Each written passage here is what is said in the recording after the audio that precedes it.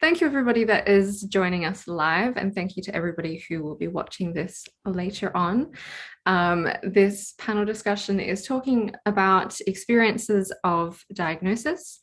As we know, this can happen at different points in the lifespan for multiple different people, and it can be a very different journey for different people as well. And it's something that I'm particularly interested in because we get a lot of questions about this, seeking knowledge and support and information and tips on the network itself. And 99% of my experience has been in a completely different country with a very different system. So I'm really looking forward to learning a lot today from our kind speakers.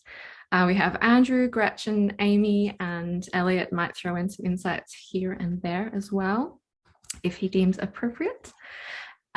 So we've got some kind of rough prompts to guide our conversations, but these things are usually quite informal and will flow fairly naturally. So I might pop up every now and again to steer in a particular direction, but I'm really happy for you guys to really speak from your experience and share what you're comfortable sharing as we go through. We have a chat, and you are more than welcome to post questions in the chat. We'll have some reserved time at the end for question and answer. Please keep in mind the sensitivity of some questions. Our speakers may not necessarily want to disclose certain things or respond to certain things, so just be mindful when framing questions in that way.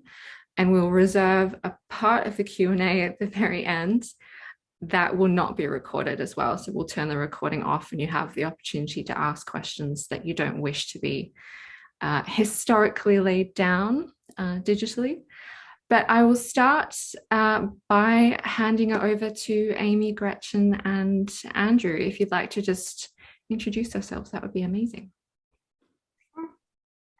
Hi, my name's Amy. I am a PhD candidate researching autism accessibility in museums, and I was diagnosed as autistic at about 4.5 initially, but formally 7. And Gretchen? So I'm a psychotherapist, and I'm in France at the moment, originally from America. And we were just talking before, I just got my official diagnosis 1.5 years ago at the ripe old age of almost 49 when I was going into it. So yeah, anyways. Thanks. And Andy? Hi, everyone. I'm Andy. I have ADHD, and I was formally diagnosed in 2019 at the age of 39. Elliot, I might ask you to include yourself as well. Hi, I'm Elliot, and I was diagnosed as autistic and ADHD when I was 26, so that's 9 years ago, and also OCD when I was 21, I think. So. Awesome, great, thank you. So we've got quite a diverse experience in terms of diagnosis. I'm interested in kind of when you first considered yourself or identified as being neurodivergent, and is it something that you were aware of personally, or is it something that was suggested to you? Is there an order we should go in? Or I know, it's like watch us all try and do turn taking. Especially because with some of the autism diagnoses, we don't know when to speak. You need to tell us. I don't want to put you on the spot as well, but Gretchen, go for it. I'll go. So I get this question, and maybe you can answer it. I grew up in America where giftedness is kind of really integrated into a lot of school systems, but I'm not sure. I always considered it neurodivergent. I'm not sure if it's officially considered it, but so I was identified as that when I started school at the age of 5, but no one ever explained anything to me. And I forgot all about it. And then it came up again when I started therapy in my 30s, and suddenly lots of things made sense. And most of my clients are all gifted, but I always could see that there was still something else that wasn't quite explained by the giftedness. And I would joke about it saying, oh, that's my artistic side, but kind of really joking about it. And until it just got too strong. And I asked my supervisor, I said, do you think maybe kind of it would be possible if eventually I could potentially be autistic. And without any second of hesitation, she said, of course. But I think she was thinking of it in France. They tend to think that everybody who's gifted has autistic traits. And I think it's because they don't really know what autism is in France. So I think she was looking at that point. So I started looking into things, and I did some online quizzes and thinking, oh, everything's you're just exaggerating, you're going to get a really low score. And every single time I was like, probably autistic. So I did a lot of research myself, and the more research I did, the more everything made sense. And so that's, by the time I asked for an official diagnosis, I already knew what the diagnosis was. So that was my story. Amy, I'm guessing that's going to be quite contrasting to yours. Yeah, I suppose it would be. So I mean, I can speak from when I was first identified. So my mum first flagged that she felt that I wasn't developing the way that she was expecting when I was about 1.5 years old. I didn't meet kind of usual developmental kind of stages and milestones like eye contact and how I communicated. But when she communicated that to a child psychologist, she was told she was a neurotic first-time mum. But then when I started nursery, these things got picked up again, and I was referred and started a 2-year diagnostic process. And again, it was based around communicating through echolalia, not really interacting with other children, and being described as being very much in Amy's own world. So I got picked up then, but still there was a reluctance to diagnose. So I was diagnosed about 5, but the diagnostic team decided not to formalize it at the time because they wanted primary school teachers' feedback as well. So essentially, I went to school being diagnosed as autistic and having dyspraxia, but not formalized. So I didn't get any support then. And then when it was requested that it was formalized when I was 7, which is kind of when I'm officially diagnosed from, I was only diagnosed with Asperger's syndrome, and the dyspraxia has remained undiagnosed on my record, but that's something that I've not pursued since. Yeah, and in terms of when it actually became part of my identity, I was told when I was 11 after asking. So there was that kind of period of time that I knew that I didn't quite fit in with other children. And then when I asked about it at 11, I started to kind of research it and everything made sense. Yeah, that's when I started identifying, but not publicly until about 2 years ago. Our first incidents of medical gaslighting just a few minutes ago. And Andy, is your experience kind of somewhere in between this, I'm guessing? I suppose I grew up in the 80s, and at that time, as a kid, I was a handful, to put it mildly, I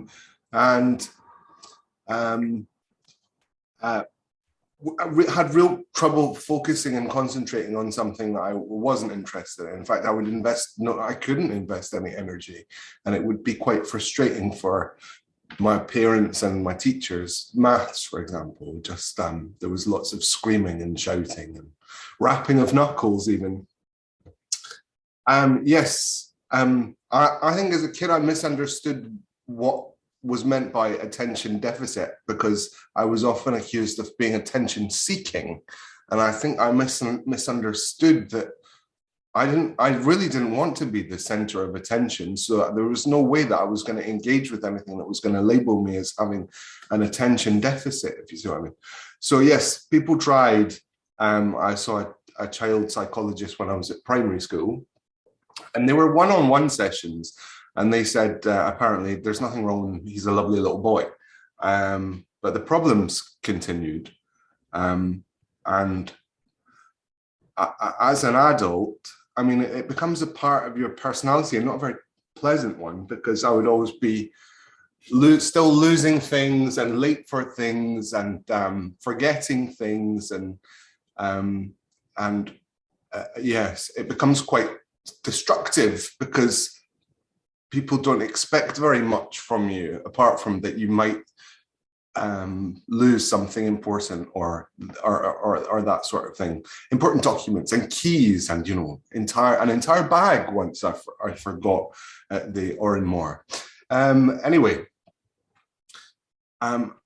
after noticing this sort of pattern repeating itself and me being quite harsh upon myself about it, I thought, I'm going to start reading about what this could be. And I sort of decided that must be what it is, because somebody else said about online questionnaires and things like that, and it was just lights were just pinging all over the place. I'm thinking, oh gosh, that must be. And I didn't want it to be true, but I thought, oh gosh, I need to seek out a formal diagnosis. I think there are a lot of undiagnosed people with ADHD out there, and I spot it all of the time. Even I think I'm certain that my mum has it. At least one of my cousins, I'm certain, but my mum's in her 70s now. She's not going to be diagnosed, and this isn't her time; it's mine. So I asked for a referral to a psychiatrist, and I got one, and I said, I was quite upfront, and I said, I think I have ADHD, and the response was, you don't get ADHD, you have it your entire life, and it doesn't just come on, and therefore I want to rule other things out first. And then he tried to put me on some quite strong antipsychotic medication, which I didn't want to take. But then I went back a second time, and I took reports from school reports that I still had from primary school and the first years of high school. And I was reading them, and they were just full of red flags, and I gave them to him, and he read them all. And then I got taken through a questionnaire, which I had already sort of looked at online. And I was answering yes to every question, but not just answering yes. I'm like, yes, and I've got a bank of examples if you want to hear them. And after he finished reading through the questionnaire, he sort of went, well, you meet the diagnostic criteria for ADHD. I thought, I know. So yes, getting the diagnosis wasn't particularly difficult, I don't think. It was arriving at a place where I thought I need to do something about it. That was the difficult part, because it took many years. And I think it was something to be fearful of. And as a child, you want nothing else but to fit in. And I was a gay kid as well, so I was certain that I didn't want some psychiatrist poking around in my brains. So yes, I just wanted to be normal and be left alone. And so I think that was a large part of it. I didn't want to engage with anything like that as a child. So yes, that's a wee bit about my experience of diagnosis. It's really interesting you mentioned the family, looking through your family tree. That's something that I absolutely did after my own kind of realization, and then going through and looking at my family members and going, oh, okay, everything makes sense. My uncle that used to take the dog to the beach in the car and then walk home, forgetting both the car and the dog. I was like, why did nobody pick this up? This is clearly an issue for us. But I mean, it's interesting that you said that you didn't really experience many barriers to diagnosis, Andy, apart from the initial kind of approach. But Gretchen, did you have any kind of difficulties in that process as well, or any gatekeeping? Or well, I made the decision it was during COVID, so I made the decision to go privately through somebody in England, because honestly, France is back in the Middle Ages when it comes to autism. It's their idea of autism is basically Rain Man. And I actually have a client who the psychiatrist asked her if she liked trains, and since she said no, she was told that she can't be autistic. So I went through a private clinic in England, and I was very happy. I think I chose well. I had a lovely psychiatrist to work with. The first session was really upsetting for me, though, because I obviously, I'm not a psychiatrist, but I'm a psychotherapist, and one of my autistic passions is psychopathology. So I've memorized the DSM and all of the other things and done years of study on different personality disorders and everything. So I could see some of her questions, and she was doing her job and doing a differential diagnosis, but I could see where some of the questions were leading. And I just remember breaking down into tears because I thought she's going to diagnose me with something that has nothing to do with what I am. And I was so upset by that. And so our second meeting, I got up my courage and I told her how anxious I was about it and how I was feeling and what I was worried about. And she reassured me, and she said, yeah, I'm just doing my differential diagnosis, but no worries. I'm not going down those lines there. So I think it was more anxiety in that sense for me. In terms of getting, it took me, as I said, I really started questioning. I think I was questioning autism for about 7 years before I really started looking into it. And I'm going to ask, I think it's Andy, is it right? Yeah, Andy, maybe you can diagnose me because I'm pretty sure I'm ADHD as well. I dropped my child off at school when there was no school. But that would be the next diagnosis. I'm not sure I need it. I think I pretty much am. It was more coming to the idea. I think one of the major things is because there's this huge misconception about autistic people not being empathetic. And I'm incredibly empathetic to the point where I pick up things about people I don't know who are hundreds of kilometers away. And somebody will ask me a question, I'll come out with some information about it, and I don't know why I know it. And I read Olga Bogdashina's work on it, and now everything makes sense. But that was one of the major reasons why I kept putting off a diagnosis, because I said, well, I can't be autistic because I'm way too empathetic. I'm way too in contact with other people to be autistic.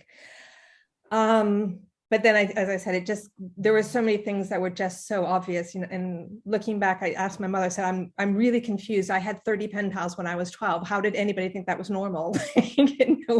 No one questioned that. That was apparently normal in my family. So, but I didn't have any barriers, but I think because I was aware of certain barriers that could have been problems, and I went around them from the beginning. So it almost sounds like an internal barrier, though, that really taps into this stereotype that we hold of autism, because I think the hyperempathy seems to be quite a common aspect of particularly the female presentation of autism, which then may have those downstream consequences of diagnoses into borderline and things like that. So I think yes, that was one of the major ones that I was really worried about, was borderline, because somebody had brought up in the past about where I said, no, I'm not borderline. I know I'm not borderline. I'm a very, very good avoidant personality, but I'm not borderline.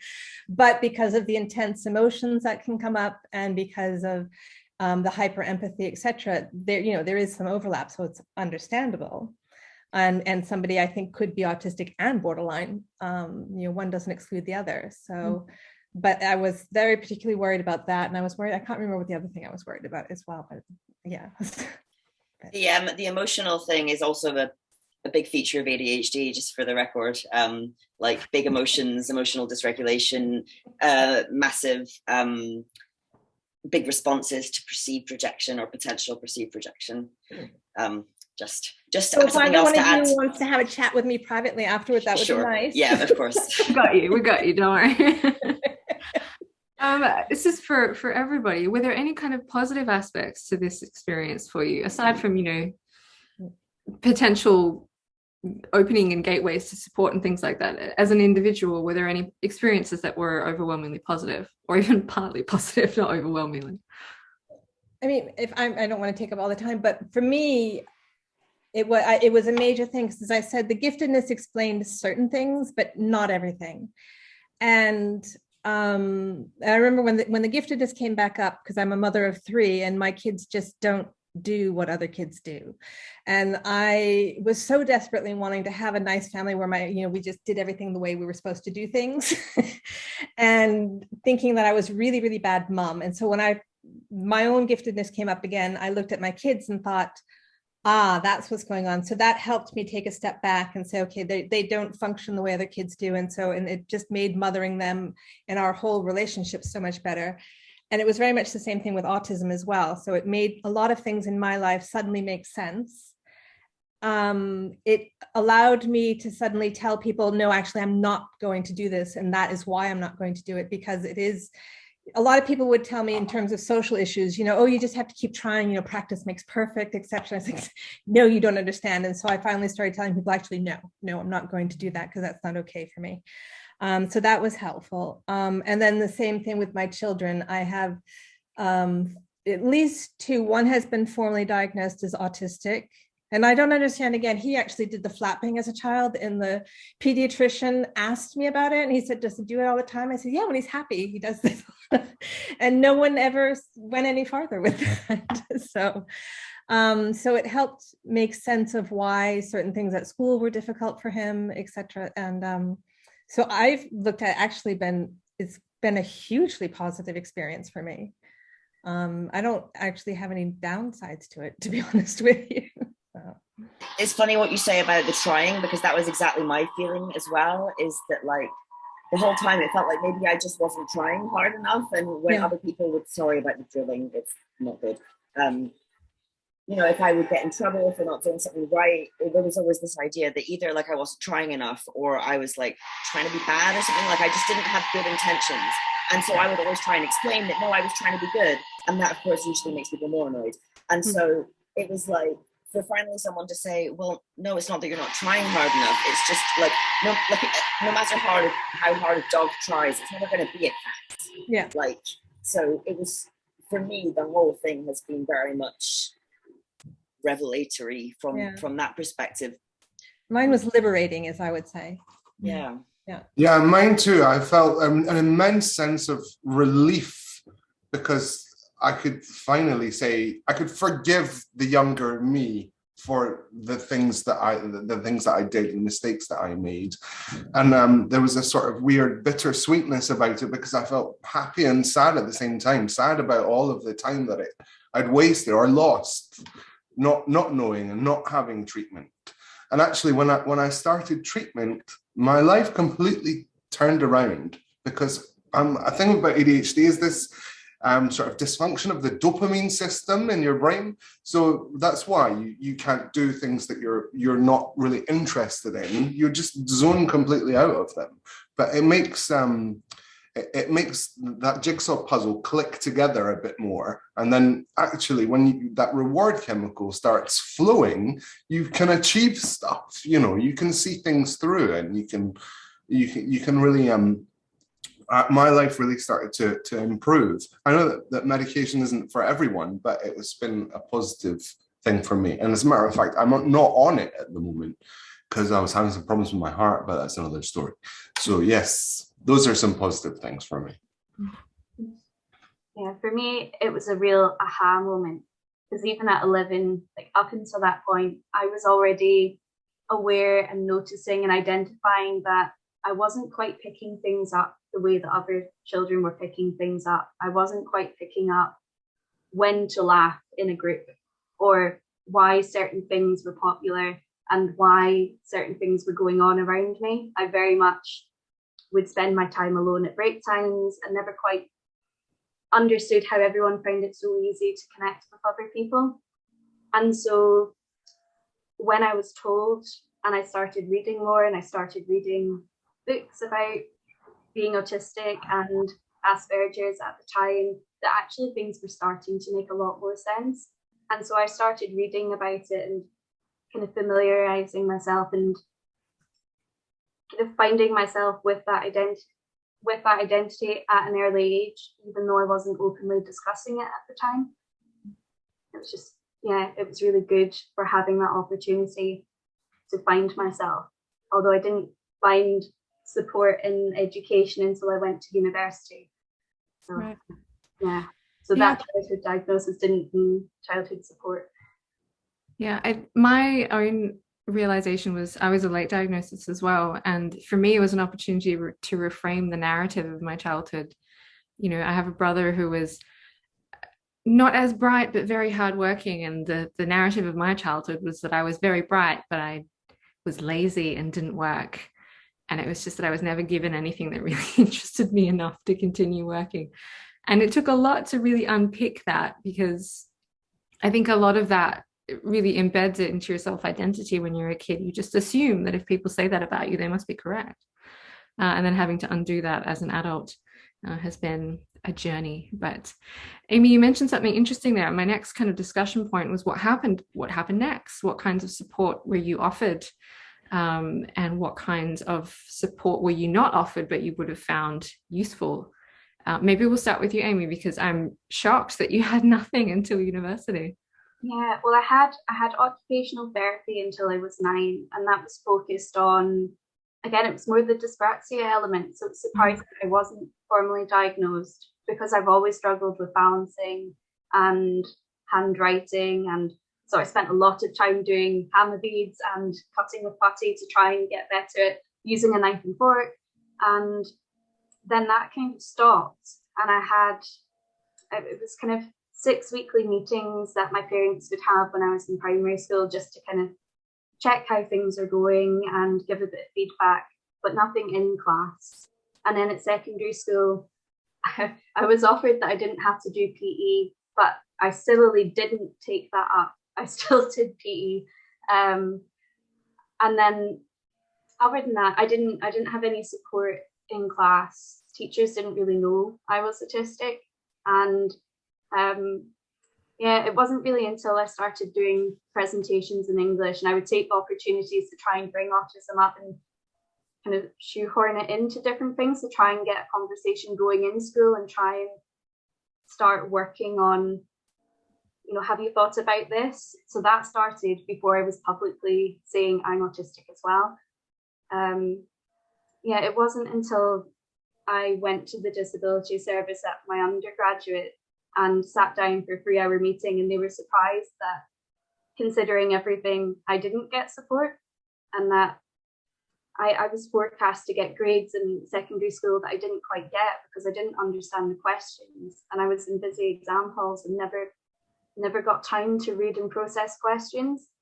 So I went from an A grade at Advanced Higher History to a C because I had a shutdown in the middle of the exam and couldn't write, because I realised halfway through I misread, misunderstood what the words in the question meant. And so that then led to me getting support at uni, but only through kind of going and really starting to advocate for myself. Though my parents always advocated and were always very supportive, it was the school not really having the support networks and knowledge in place, and not having the autism understanding or awareness that they should have had, that I went for mainstream education. Yeah. And Andy, it sounds like you were offered medication as part of your process. Yeah, as an option, and I thought, well, we'll see how it goes. We'll see if it does make a difference, and it did make a difference, but not. I mean, of course, to my concentration and attention, but it was more my outlook, because I think I don't know if this is true of everybody with ADHD, but I'm guilty of perhaps fatalistic thinking and just being very self-negative, what's the expression I'm looking for? But you know what I mean? Appreciate. Self-deprecating. Yeah, more than that, quite unpleasant, I suppose, to myself, really negative about myself, and the medication really helped with my outlook and feeling positive and feeling like I could, rather than there's no point in trying, So that was what helped. That was something that helped. I go back and see the psychiatrist, I think, every 3 months, and he weighs me and asks how I'm doing, and I can have counselling if I want. I don't know if I don't know. I don't want it to take up too much space in my life. I would rather just be getting on with stuff, Yes. So those were but at school and everything like that, and also when I was at university, I was undiagnosed. So I was a mature student here at Glasgow, and I was studying a subject that I was interested in and passionate about, and I felt that I could complete a degree in it.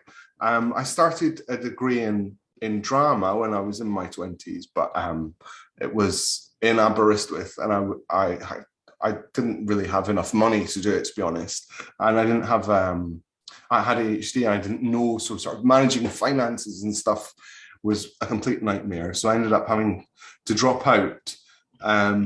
But then sort of later in life, I'd moved to Greece and stuff, and I thought I'd love to study sort of the ancient cultures. And so I was doing a degree in classics as a mature student.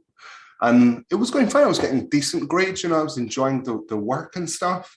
It was pretty hard going, but then stuff would happen. Like I turned up for a seminar one day and I'd read the wrong piece of literature. It was called I think The Old Oligarch or something. I can't even remember, but it was a piece of Aristotle, and I'd read pseudo something else. And another time I turned up for an exam, and this was actually a real low point, because I turned up for an exam that I thought started at 2:30 and it started at 2:00. So even though I turned up in my head early for the exam at about 2:15, I was only just in time for them to let me in.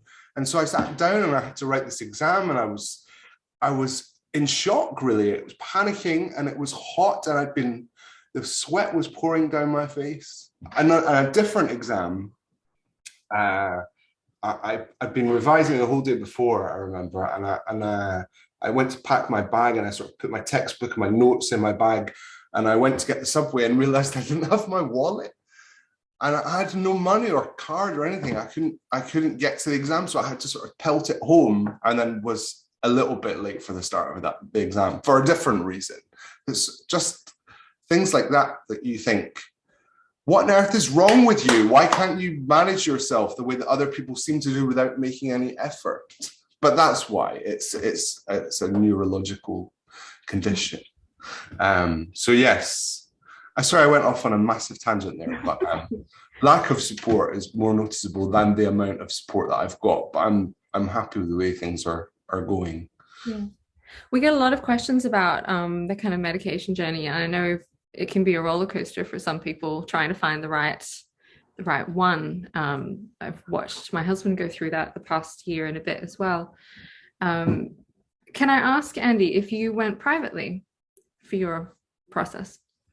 No. I just went to my GP and I was referred to an NHS psychiatrist, and it was all quite straightforward. Mm-hmm. And initially I was given, it's methylphenidate or Ritalin is the brand name, and you were supposed to take it sort of 3 times a day. But I was forgetting to take it in the afternoon, for example. Or forgetting to take it with me to work. So now I take, when I am taking it, I take a slow release version of that. So I just have to take like the dose in the morning. Yeah. Was that time frame of your kind of seeking a diagnosis to where you are now, or when you got it and were given medication, was that quite long for you? About 6 months. So I was about 6 months. So something happened at work, and it sent me into a dark place. I made a mistake, basically, and I really beat myself up about it. And I thought, I'm having a problem in a relationship with somebody who is freaking out every time I make a mistake. But then, anyway, so occupational health signed me off of work for a week with stress, which I thought was ridiculous because I don't have a stressful job, And I was sort of reflecting on this during that time and thinking, there really is something wrong, and what could it be? Either that person is a devil and they're overbearing and putting you under too much pressure, or you actually have a problem because you keep making mistakes in your life. And I'm making myself sound like a disaster. I'm actually very nice, everyone. I'm really nice, and anyway, yes. So I decided, okay, fine, I'm going to go to the GP and they're going to refer me to a psychiatrist. So that took a little bit of time. And then it was on the second appointment, like he'd sent me away with these antipsychotic pills. I hadn't taken them. So there was maybe a couple of weeks in between that. And the thing that happened at work that set me off happened before I went on holiday. So it was like July of one year. And I was formally diagnosed and started treatment on the 29th of April, 2019. So that's how long it took. Yeah. On the scheme of things, that's not an overly long process. So congratulations. It was really quick for me as well, I think, when it was, I mean, mine was obviously a while ago, but it was very different to how it is now. Yeah. The hardest thing for me was that the second medicine I tried made me very unwell. Apparently, like it kind of psychosis type stuff. So, yeah. Wild. And Gretchen, as somebody that's been recently diagnosed, were there useful supports that were offered to you? Glasgow, I have been really happy with. So everyone I've spoken to at Glasgow about it has been incredibly helpful. I've been offered, I get some coaching every 2 weeks now because I've just found out how bad I am at group work. Relatable. Because 2 of my group people are on this call, and my apologies to you. I will put it but it's because it's not structured enough. There's just too much going on all the time, and I even just talking about it want to cry. Once it's structured, I'll be fine, but too much everyone saying this and that, and it just sends me into meltdown mode. And so Glasgow has been very good about that. I'm one of those autistic people that when somebody makes a mistake, I can't help but point it out. And there have been a few professors who have been so amazingly kind when I go, I'm sorry. It seems to me that you have put this information and that's not quite accurate. So, and I kind of wish I had known about my autism, because I think back when I was a first year at university in America, and I was taking a French course, and this poor woman was applying for a job. She had her master's in French, and here I was an 18-year-old first-year student. And she had to present a topic, and she was wrong. And so I sat there, and I said, and so then I explained it, and the entire French department was there because they were watching her present and do a course. And so all the heads of department were there, the foreign language departments were there, and she presented, and I said, no, it seems to me that in that case, this is what happens because, and I explained the whole thing to her because of indirect objects and direct objects and this and that, etc. And she said, no, it's always like this. And I said, no, it's not. And I came back and I kept going back and forth until my professor came and whispered into my ear and said, Gretchen, we'll talk about this later. And so I tend to make enemies of professors because I memorize things and then tell them, because I can't, it's like a lie has been put out into the universe and I have to rectify it. But in terms of, so I would say, like, I've had great support from Glasgow. This is my first university experience knowing that I'm autistic. And I think the fact that I'm doing it online also adds a little bit more difficult aspect to it, because in the past, I think when I had questions with professors, I would just go up and ask them. Whereas it's not, I think because of the communication difficulties, etc., it's not as automatic for me. So it's a learning process. In terms of other support, I find I've just had to become a very vocal advocate of myself, which at times is very exhausting. Especially because I think, again, for a lot of these things, and not just autism, but a lot of these things, people have no idea what they really mean. And because they're, invisible difficulties in a sense, people forget that you may be dealing with things. And I think a lot of people in my entourage don't understand it, because I can sit down in a weekend and write 40 pages of a dissertation, but I can't put my paperwork away. I have stacks of paperwork and somebody has to help me come file it because it literally doesn't make sense to me. And they don't understand why there's such, for them, like a big difference. It seems that I should be able to put my papers away if I can do that, but I can't. So I have to kind of remind people and remind them, and I'm not 100% sure they believe me, but anyway. You touched on a couple of things that, looking back, and I think we all have at this point, what's contextualizing your life based on what you know now. And I'm curious what you imagine, or if you imagine life might be different if you'd gone through this process earlier. So this is really a question. I think, for me, I think definitely. I mean, not to go into too much detail, I have a very pathological family. There's a reason I live far away from them. They can be very, very nice, but they're odd. I think the only reason I'm not pathological is because I'm autistic and I didn't get the message. So But growing up, because I was the one that I was always just very busy in my corner doing my thing. So I was the child who was not the problem. But because I was not the problem, I didn't get any of the attention in terms of, I just got good grades at school. I went to school, I was quiet. I didn't make any noise because I was basically petrified and intimidated the entire time.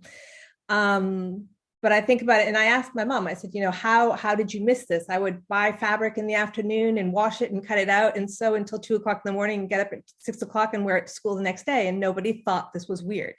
So, and I was incredibly, like, I didn't talk. I do think I had suffered from a lot of selective mutism until about the age of about 12 or so. If I had to order a meal at a restaurant, I would cry. And it was a horrifying, traumatizing experience for me. So I think there's a lot of things that if we had known earlier, that, yeah, I would have appreciated it. So I'm a huge advocate for people knowing things and putting names to things so that they can understand them as early as possible. We've got a question in the chat as well, just to bring that to people's attention. Would you like me to read it? Maybe I'll just go to Andy first for this topic, and then we'll do questions in a second. Andy, do you have any kind of thoughts about if you'd gone through this journey earlier in your life? Yeah, it's a really tough one, that one, because I have, and dwell, if I don't want to dwell on it too much, because it would make me sad, because there were probably a lot of missed opportunities and a lot of disappointment from other people that could have been lessened or completely avoided, is the honest answer. I don't want to sound too fluffy and everything about it, but yes, that this condition is part of who I am, and learning to accept that the whole is learning to sort of love the condition as well. Because, if I guess if it hadn't been for the condition, I wouldn't have as broad of a range of interests perhaps as I do, or maybe the talents that I have that I tend to overlook, and that sort of thing. So I don't know, like other people that have been on the panel today, I think when I was younger, I had real trouble fitting in with people, and I still don't know exactly where I fit in. And I wouldn't like to not have let all of those sort of personality traits, some of them which are connected with ADHD, find their own balance. So it's a tricky question for me to answer. Yeah, I think a lot of people do talk about that process of a little bit of grief and a little bit of mourning at the hypothetical of what their past could have contained, but obviously everything that you go through makes you who you are. Can I add something, Kiara? Sorry, are you done? I didn't. Sorry. What I have found is that everybody, because we attract what we know, and so I have an awful lot of gifted and autistic people who come to me in therapy. A lot of them don't know they're gifted or autistic until they come, and I go, by the way, have you thought about this? And those who we've identified it and they can see it in themselves, and they do their own research, or they've gone on to get an official diagnosis, etc. Although everybody has said that, yes, it has caused some problems in life, and just about everybody says, I really wish I knew this earlier, because I think it would have helped with my self-esteem to understand why I function this way, that it wasn't just because I wasn't trying hard enough or I'm just bad. It's just that I don't see things the same way. But not one of them has come back and said, I wish I wasn't autistic. And most of them have said, not being autistic must be so boring. So, I think it's also because we are who we are, so we can't imagine other things. But it's true, I don't think I would take my autism away. Some of the emotional intensity, maybe. That's a really interesting point. And there's just one thing I want to throw out there before we start a Q&A, if that's okay with everybody, and that is, based on your experience, either what would you like other neurodivergent people to know, or what would you like neurotypical people to know? Amy, maybe we'll start with you, if that's okay. Yeah. Well, I'll start by kind of adding what I was going to contribute to the last thing, if I was, and it's that I'm really happy that I was diagnosed when I was, and I'm really fortunate about that. And I know that. But if I could go back, then I would have told myself that it's okay to be open and to advocate for myself at an earlier time. And I wish that I had had a neurodivergent role model in the way that I'm hoping to be one now. And so for neurodivergent people, I suppose what I would say is that you're all absolutely brilliant as you are, whether you're diagnosed or not diagnosed at this point. You are yourself, and you're completely right and valid in speaking out about what you need in order to get by in day-to-day life, and none of that is wrong. For neurotypical people, what I would say is listen and do your best to take on board what people say, because it takes a lot of guts and courage to speak openly and to have the confidence to say, and the knowledge in yourself to say what you need.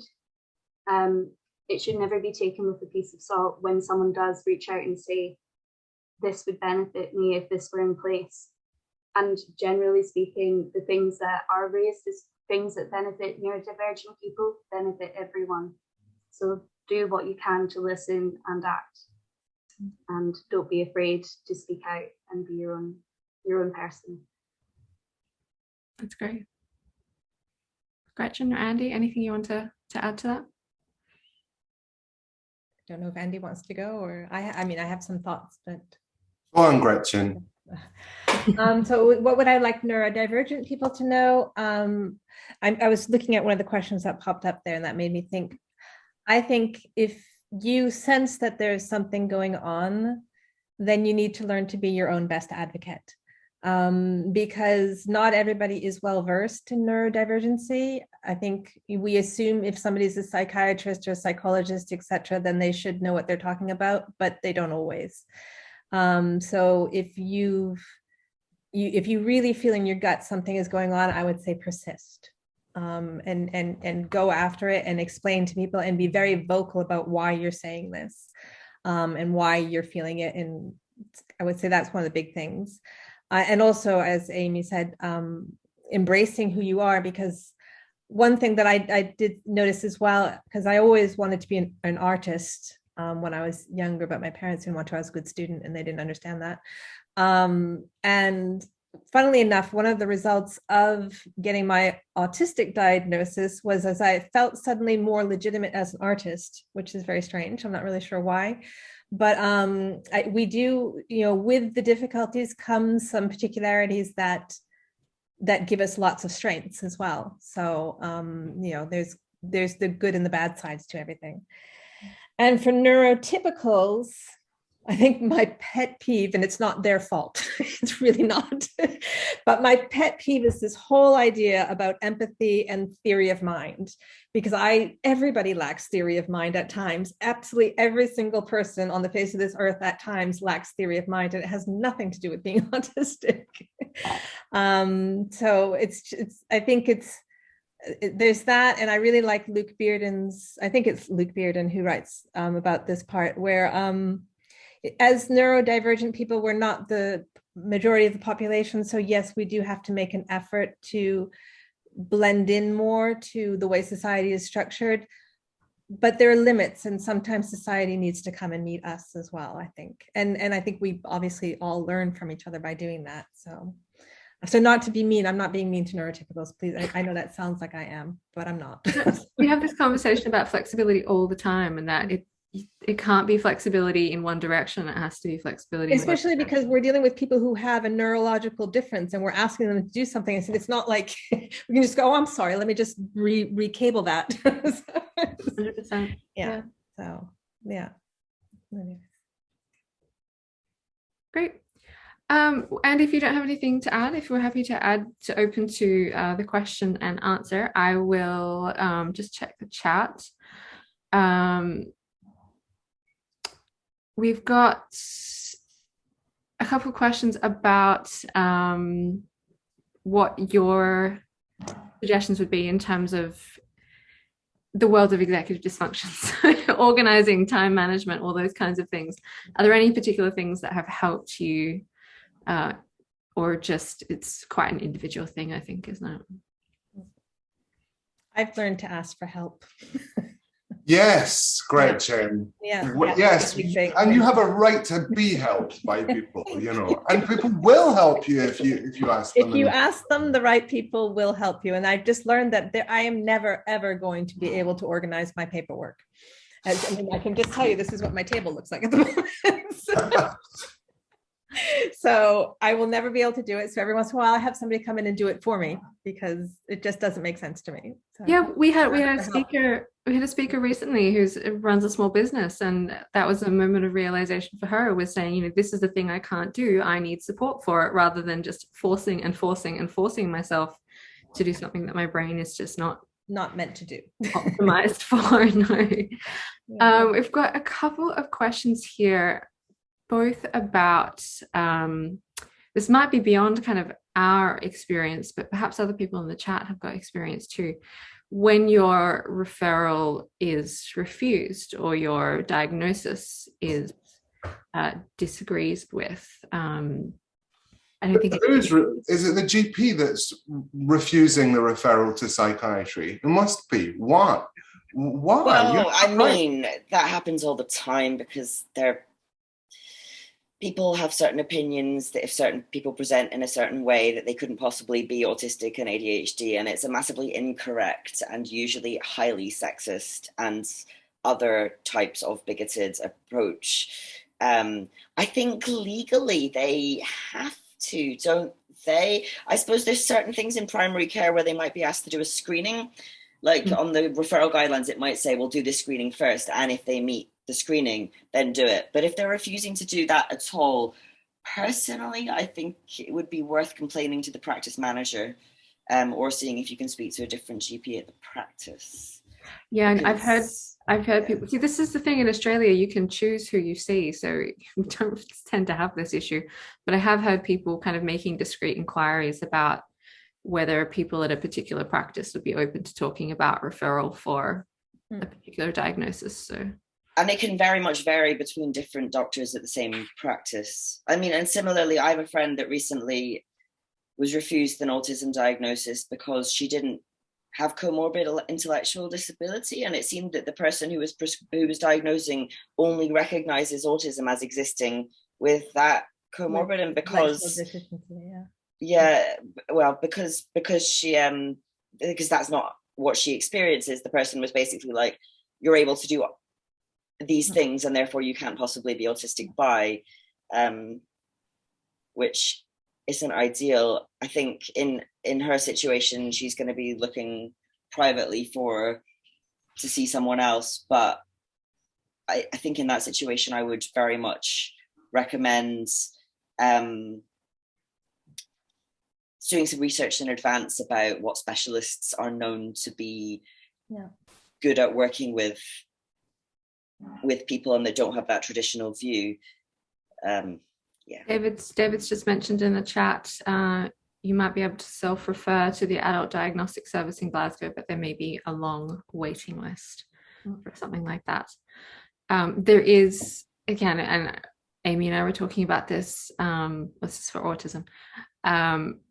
Amy and I were talking about this earlier, that there is this complicating issue of resources, and if you do have the resources, either the the spoons to self-advocate and go private, and also the financial resources to go private, that can be the most effective way for some people. But again, although with ADHD, many GPs will refuse to do shared care with them. Which can mean exorbitant medication costs if you have to go down that pathway too. So yes. We have a question from Cameron. If the panel feel comfortable sharing, have you ever felt that when you seek support and accommodations that this might challenge the legitimacy of your achievements and your work? This was an experience mentioned by a friend who wrote their dissertation on students with ADHD recently. Was there ever a feeling that accommodations or support might undermine your sense of achievement, I think is the question? I haven't come across that, but again, my diagnosis is quite recent. And so getting any type of support for it, in terms of university, et cetera, is also very, very recent. But I guess I didn't feel that way. I haven't felt that way at Glasgow, because I'm understanding, for at least my experience has been that the people I've interacted with seem to have a very, very good handle on the different manifestations of autism, et cetera. And so they don't question it, and they seem to know that while it can present certain difficulties, it also can make certain things very, very easy. We have very, very good memories. So, and I found it, we just had a thing about synesthesia, which I also have, and the woman had done her PhD on synesthesia and said that actually people with that also have very, very good memories, which I thought was quite interesting. So I feel like what I've been through is I've had, I don't think it's minimized anything. I think sometimes I have imposter syndrome though, whereas I feel like, I mean, I talk about my autism, and I don't have a problem with it because I want people's idea of what autism is to change. And if I don't talk about it, I feel like they're not going to get that. But on the other hand, there are people out who are saying, oh, I'm an autistic this or I'm an autistic that. And I feel like I don't feel a need to do it, I guess, but I would feel like an imposter saying that, and I'm not really sure why. So that would be my experience. So. We've got one comment in the chat and then one question that's come to me privately, and then I'll turn the recording off, and just if there's anybody that wants to ask something else without recording. Rose in the chat has said that they bypassed their GP and went straight for an autism assessment service specialist and received a diagnosis, but their GP had previously said that because you're married, you have a career and manage a home, that you couldn't have autism, which is such a common comment that a lot of people receive. But you went through school and you got a degree, you're fine. And the last question before we turn the recording off, that's come to me privately. Do you have any advice for people who are finding the whole process of seeking support and a diagnosis quite stressful? Because it is quite a loaded experience emotionally and also practically. Any words of wisdom for navigating the stress of that journey? Yeah, I guess I would probably say the thing that needs to happen is probably to get away from the idea of thinking that doctors have the answers and that you'll go to them and they'll be able to tell you, because they probably don't. And what I mean by that is not to disempower you, but to actually empower you to believe that if you look into these things and they kind of resonate with you, and if somebody's saying that, or like dismissing you for a reason, and it doesn't seem to make sense and it doesn't match with your experience, then I think like try and, if you can, advocate for yourself or see someone else to get another opinion, because I think there are a lot of times that people are dismissed and pushed back, and it's horrible having to like push back yourself against that. But if you're able to, then it might get you somewhere. Yeah, I think that belief that you are the expert in you is really powerful. And it's a lot easier to say than to do, but having that kind of belief might help you get through. Okay, I'm just going to turn the recording off. Can I